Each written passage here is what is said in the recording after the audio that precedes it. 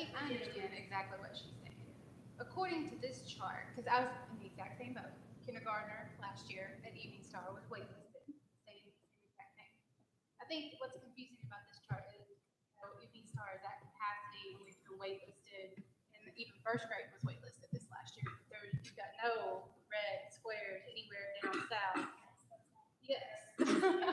I mean, there's no growth showing in our area, and Evening Star is the highest capacity school, and the one that, I mean, we've seemed to have a lot of wait list issues, but you've got no red boxes anywhere around any of the development that's happening down south close to where we are. That's what's confusing about yeah. this. Is that what is? Yeah, We did and that's why I wanted to go rezone. back to this because I didn't see any of those octagons in our area down there. We'll go back to that. We did Oh, yeah. rezone before we opened Evening. When we go through that process, it was cleared out. Now, the decision was made at that time by the board. Do you want to open up and then save capacity? And that would have eliminated a lot that in that particular zone. And the idea was to try to keep the neighborhoods together and hold what you could in Evening Star. So yes, there was a waiting list on the kindergarten class where we're at that. Real quick, we are back live again. That's back up live. So I don't want to miss any questions ahead. For those who are joining us live, we had a little technical glitch. We wanted to get you back up going. We did take a couple questions while you were not able to see it. So obviously I'm talking to you online right now. For those in the audience, I know, ma'am, you had a question. I don't want to ignore you. So let's go ahead and ask your question now. Well, so maybe I'm uneducated, maybe you already said it, but whenever you go to choose, like, people right across the road from us are not being rezoned, but we are. And we're out in the Gava addresses. So there's like, I think it's a 13 or 18 being impacted in our area. But how do you choose? Is it proximity? Is it density? How is it decided where you will, who gets rezoned? Up in that Gravit area, I'm not sure exactly where you're at, specifically where you're at. That's going to be, and I think I know that little upper. Okay. Yeah. And I can tell you the first thing that goes into consideration on that question. And the question was, how did we get to that proposal for that particular area or any area of that matter? Gamble has a saturation point that's getting very dense. And we had to look at some of the outer skirted areas of Gamble zone and what we could pull to the new school. So that particular area, we did look at distance as well. And while there is an increase in distance, it's also we got to decrease Centerton Gamble's capacity because of the growth in that area. Obviously with Centerton, we do have some polygons up there, and those show we have a lot of growth going that direction where we have an effect on a few schools right now. And they are, at this point, Willowbrook is a name, Gamble is a name I would use, and Evening Star. The saturation around the school is getting really, really thick. So we're having to reach outside of those areas to get students to come into the new school or into different schools to allow for capacity. So I hope that answers some of your question.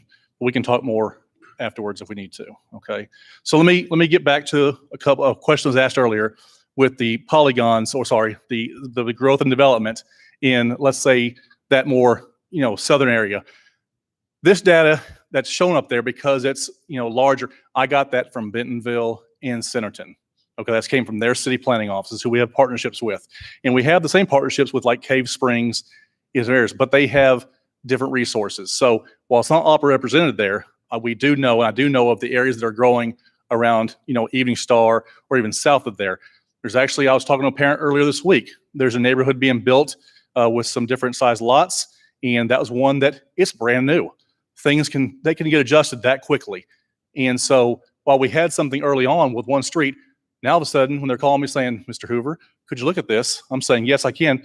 Oh my goodness, this has another 2 streets to it. It changed overnight that quickly. So some of those things aren't going to be always represented here. Some of them are coming up very quickly, but that just shows you how fast we're growing. So let me get back to this real quick, if you don't mind.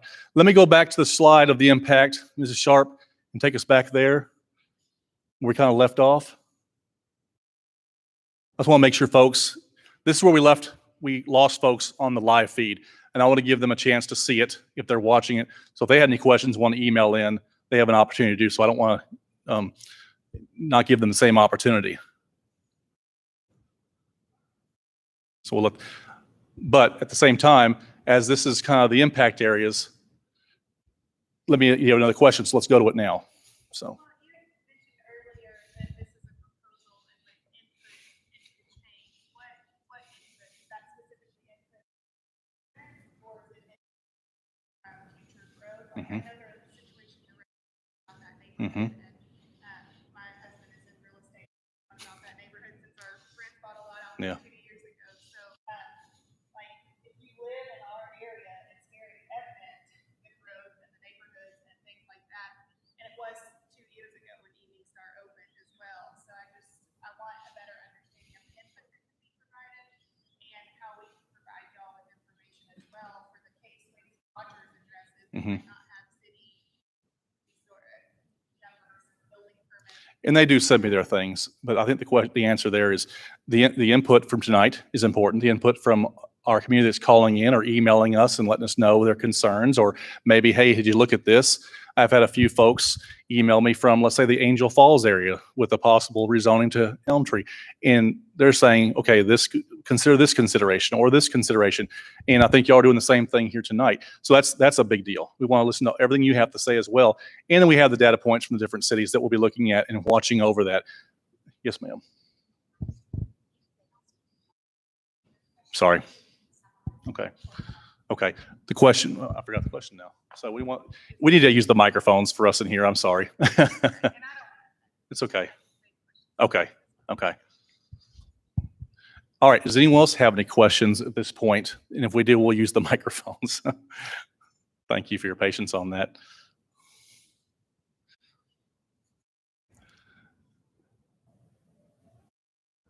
Again, for those at home and for those here, obviously, you might need to process this information. You might want to go home and talk to your significant other, talk to your family. You might want to process by yourself, and then you can always contact us and email me, and we will get back to you as quickly as possible with the best answer we can give for you. But Mrs. Rhodes, I happen to know her for a personal reason because her husband used to work for me. But that's something that like I said to you on the phone, we talked a few weeks ago. This is all part of that input process. I need to hear everything you're saying. The folks who had other comments on emails to me or phone calls I've received, so we can make the best decisions possible. Again, we are rezoning because we have a new school coming. We're a growing district. We have plans for future schools. So we'll be doing these things over time. And it's never easy. And a lot of factors go into play. But what we want was best for our kids. What's best for your kids? And it's not always the most easy thing to do. I think one of our board members said a few months ago, it's going to be very complex. It is. It's a lot of schools impacted by opening this one school. Whether it be a little bit of movement from Gamble to Elm Tree, or Gamble to the new school, or a little bit from what was Willowbrook into Mary May. There's several examples there of pieces here and there being made so that kids have the best opportunity in our school system. But we needed your input, so that's why we have tonight. So I kind of showing you this real quick, and we'll save time for questions here at the end. Maybe a little bit outdated, because we had the proposal of the board in April. I'm here tonight on the 5th. We'll have the community forum next week as well at Bentonville West at the Performing Arts Center. It's on Wednesday at 5:30 next Wednesday. And then in June, we'll take a proposal back to the board for approval and acceptance for the 22-23 school year elementary. So we have some time going through the data, hearing what y'all have had to say tonight, or emails or phone calls you make in the future. And so it's not like we're going to the board like in 2 weeks. There's another month and a half to go over these things, and I'll be working on that with a team of people. So that's that wrap up right there. So that is the presentation portion. We have time obviously for any questions you may have, if you haven't asked them already, or how y'all want to proceed with that. If we don't have any more questions here or any from the live stream, then we will be concluding here pretty soon. So does anybody have any questions from the audience here? Yes, ma'am. And if you can, if you wouldn't mind using the microphone. Thank you. I know it's the. I guess my question is, would it ever be considered to leave a grade behind? I'm gonna cry. Okay. my child will be in 4th grade. Mhm. We've already been rezoned once. He Mhm. has. And so what I see is he has to go to 3 different schools in 3 years. So Evening Star, Central Park, and then middle school. That's a That great seems like question. a lot It's a of great transition. question. We started at Central Park. It's a Sorry. great question. One Public second, let me- speaking mixed with. Mhm. Okay. Okay, but my. Great point- question. I'll get right back to you. Okay. Yep. Mhm. Mrs. Sharp, we put the first slide back up. I want to put that up there for the folks at home because it has the contact information. And before I address this nice lady's concern, it's a great concern. I want to make sure people know that because we're having a technical glitch on the live stream, we have that contact email you saw at the very beginning. I'm going to leave that up while I answer a few questions. That right there. Folks at home, if you are seeing the live stream, contact bps@bentonvillek12.org is the email address to address any questions, and we'll get back to you as quickly as possible. Now, ma'am, in your concern and your consideration, and I'm not making promises, but we have had conversations about that. If a child has been affected by 2 zone changes that they're affected, like at the Evening Star one, and Hurley, and then this one, there is conversation about that, but I don't have a plan for that right now. That's something we'll discuss with the administration. Okay, that's okay. It's a good question. I understand. It's a good question.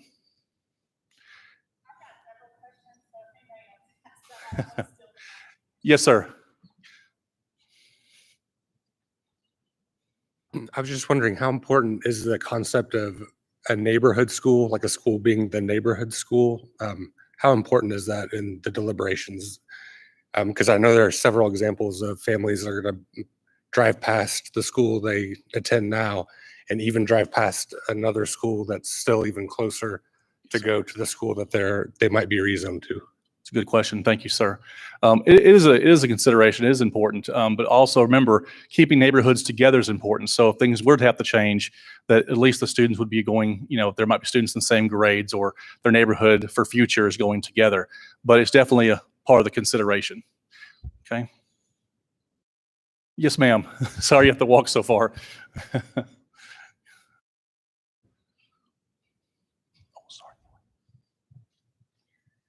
So does this include a middle school? And if not, is there a plan for another middle school? This is not including middle school right now. And no, right now we have conversations. We have a 10-year type plan for our district on future growth needs. And that is something that will come up maybe in the future, but not right this moment. Good question. Go ahead. This is not my personality. Okay, I have a couple questions. One is similar to what Rebecca had mentioned. So current, I believe it is second graders at Evening Star Elementary. Would it be considered, and it sounds like it's a possibility, for a phased approach for them to remain at Evening Star and somehow keep them there while we move other kids to Central Park for these 3 specific neighborhoods? And also incoming kindergartners for this year, that they're going to start kindergarten at Evening Star and then next year start 1st grade at potentially Central Park Elementary. Would it be an option to start them at Central Park instead of starting them at Evening Star and then having to move schools as a 1st grader? So first thing I'll say, what I was addressing with her was if there was ever a possibility, we talked about, in, like I said, no promises, if a child was impacted already once during a zoning process. Okay. The answer probably would be no. Right now, when we zone a school, we're doing it because obviously you saw the capacities. Yeah. And if we were to keep grandfathering or allowing phases come in, we'd always have schools over capacity, and that wouldn't be, I mean, those schools would get filled up really quickly. Those schools wouldn't have very many kids. So Okay. it's not an easy task, but not really a phasing process that way. The only consideration we have at this point, we're talking about, and not promising at this point, would be, what if a kid was impacted more than once already? Okay. Okay. My other question for our specific rezoning, and I know this doesn't affect everybody in the room or that's watching, is geographically, if you look at those maps, we're passing a pretty big neighborhood to come and grab these 3 neighborhoods. And you and I talked about school efficiency numbers, which were reflected on the slides, but also saturation points. Can you provide us with the saturation point numbers and where those specifically are and how those will affect, like for instance, Shadow Valley? You don't want to divide a neighborhood, and I understand that.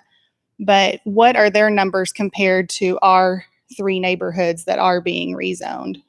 I think I'd like to get back to you on that one Okay, because I want to make sure I have the right data. And okay, that's back on my database in the office. okay, I don't want to make any guesses on those numbers, but the numbers that we did look at, not the children numbers, I don't want to be insensitive. The Liberty Bell, Liberty South, Hearthstone, that area you're talking about was closer to 200 students that we would need to be able to make the capacity for Central Park to happen. Whereas that neighborhood in Shadow Valley had nothing close to that number we would need to make Central Park. So we had to reach around to get those into this proposal. I will get you specifics. I'll get back to you on that. okay. Yeah, I'd Okay. be interested in those saturation points and Okay. efficiency numbers.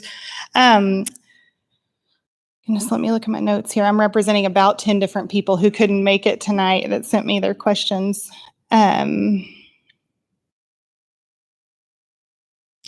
So the school 13 that is kind of shifting all of these zones, how long has the board or the district been aware of that potential school and opening?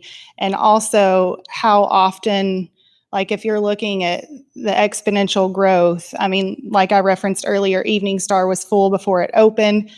The real estate market is crazy right now. People are moving here from all over.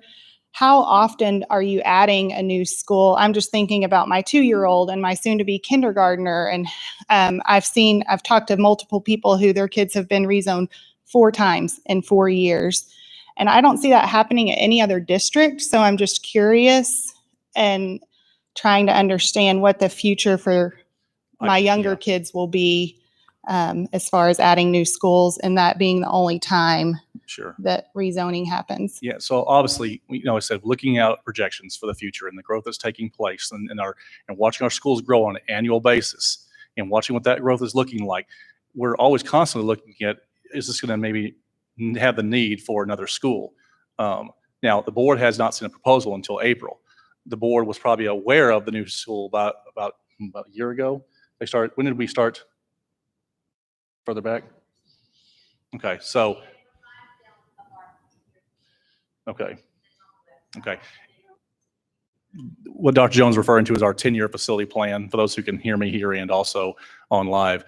That gives you a plan of what we're looking at for the next 10 years. Okay. And that is out there. Awesome. I will say one thing, because I've worked in different districts in this region. We went through something very similar in a different place. I was in, 5-6 years ago, and we were seeing growth all the time like this. And now it's hit us. And so that's why we have the 10-year plan out. So Right. Dr. Jones, you want to address that any more than I did? Maybe better. One second. I gotta share the microphone. Your mic. Our 10-year facilities plan, we build in the growth and we revisit that every October. And so far, we have kept up with the growth. And we try our best by using real data. You and I drive by these neighborhoods and you see hundreds of new houses.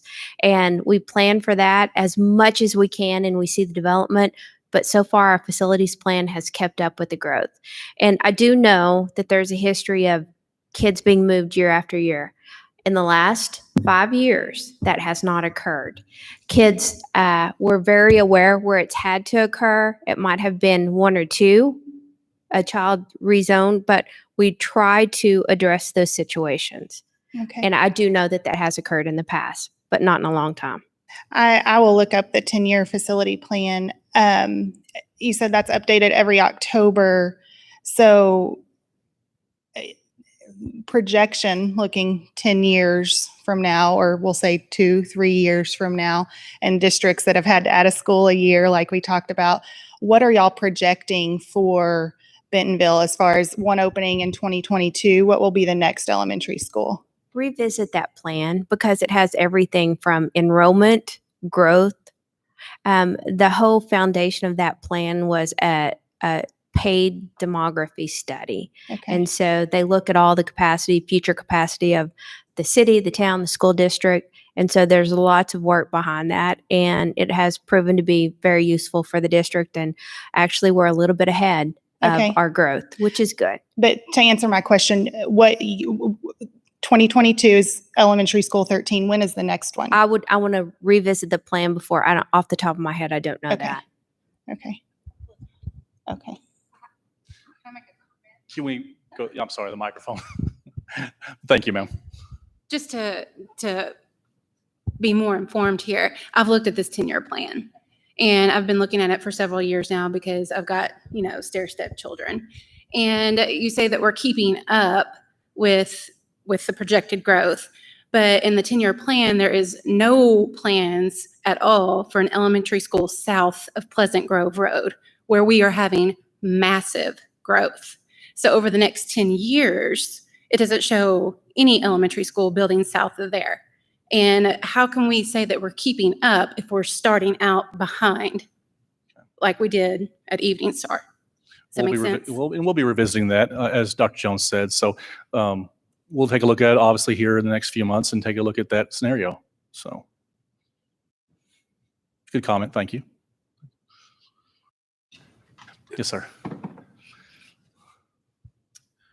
We're looking at building a house. And so I guess my question would be, what is the kind of process if you're, I guess, in limbo or in process of building a house? Will that reflect in the 2022, 2023 school year? Or will you just be moved after your house is done? How would that work? So there's a couple scenarios there. One, whenever you do finish your new home, that would be your new address, and that would obviously we would look at where you fell in the zones at that point. But we do have something called an in-process affidavit, where if a family is building a home and there's a few months out, 3 months out, and we know we can start looking at enrollment into that next zone.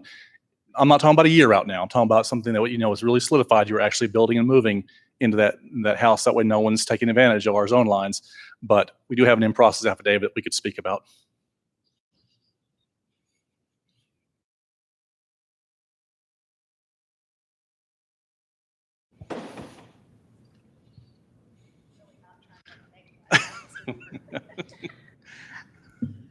I know we've talked about our kids, and I get emotional too. I cried with Ashley Williams February 2019 when my little 5-year-old was waitlisted, and I thought he was going to have to be bused somewhere and then moved back and blah, blah, blah. Y'all know. But I just really want to challenge each of you to think about our families and our children, especially after the past year that we've had of COVID and virtual learning and all the things that our kids have been through. We know they're resilient, but let's do our best for them. Let's figure out a way to make things more stable for them. Let's think about our experiences in elementary school when things weren't crazy like they are now, and figure out a way to keep things stable and to keep kids at the same elementary school from kindergarten to 4th grade. I mean, the growth is amazing, and we live in an amazing community. And I just feel like with your leadership, Mr. Hoover, and the board and the staff and everybody, I just feel like we can do better than moving every couple years. And I want our voices to be heard, but I also want our kids' faces to be seen. And when I think about my 3 kids and their future, yeah, I want to protect them. Do I know that difficulty and challenges will build their character? Yes. And do I think that the Lord is sovereign over all of that? Yes. And I know He'll be faithful. If we have to move schools every 2 years, we'll be okay. But if we can avoid it and create more stability for our kids, I would just love to figure out a way to do that. So that's my challenge, is just to remember their faces and the needs that they have, even though they're resilient after a very challenging year. And then my final question is, will teachers and administration be shuffling at all, or will they remain where they are currently? That process of hiring and staffing takes place later this year. We'll start looking at our principal, I believe, in November, December for our new school. It doesn't necessarily mean that it's going to shuffle. We'll hire the best principal we can for our new elementary school. And staffing takes place in the spring of 22. That's next spring. I'm trying to think out there. And there's always potential for teachers to have to possibly move, but also have to hire some folks too. So it's a little bit of a both. So thank you for the comment. Not just the question, but the comments. Thank you. Folks, if we don't have any more questions, I want to thank you for coming out tonight, whether you were here or online. This is unique for me to say that, but we appreciate your input. This was very, very valuable to hear from several of you. And again, we can contact us at that email address, and we'll answer those emails as quickly as possible. Thank you for coming out. We appreciate you.